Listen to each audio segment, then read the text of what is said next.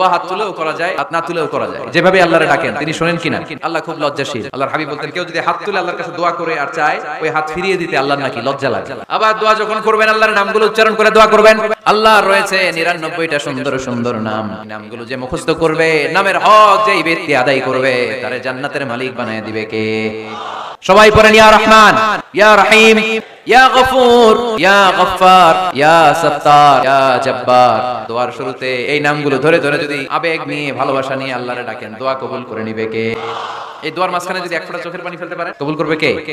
নিজেকে যত ছোট করে আল্লাহর কাছে উপস্থাপন করা যায়। আল্লাহর হাবিব সাল্লাল্লাহু আলাইহি ওয়াসাল্লাম মহাবিশ্বের শ্রেষ্ঠতম মানুষ, তিনি দোয়ার সময় আল্লাহরে বলতেন, আল্লাহ আমি আপনার দাস, আমি আপনার গোলাম, গোলামের ঘরের গোলাম, দাসীর ঘরের গোলাম, বান্দির ঘরের গোলাম। আমার বাবা আব্দুল্লাহ আপনার গোলাম, আমার মা আমেনা আপনার দাসী। কিভাবে নিজেকে ছোট করতে হয় আল্লাহর হাবিব সাল্লাল্লাহু আলাইহি ওয়াসাল্লাম ছোট করতেন। গুনার কথাগুলো স্মরণ করবেন, আল্লাহর বলবেন, আল্লাহ আমি ছাড়া তোমার অনেক বান্দা আছে, তুমি ছাড়া আমার আর কেউ নাই। এভাবে যত ছোট করে নিজেকে উপস্থাপন করা যায় দোয়াতে, এই দোয়া কবুল করে নিবে কে?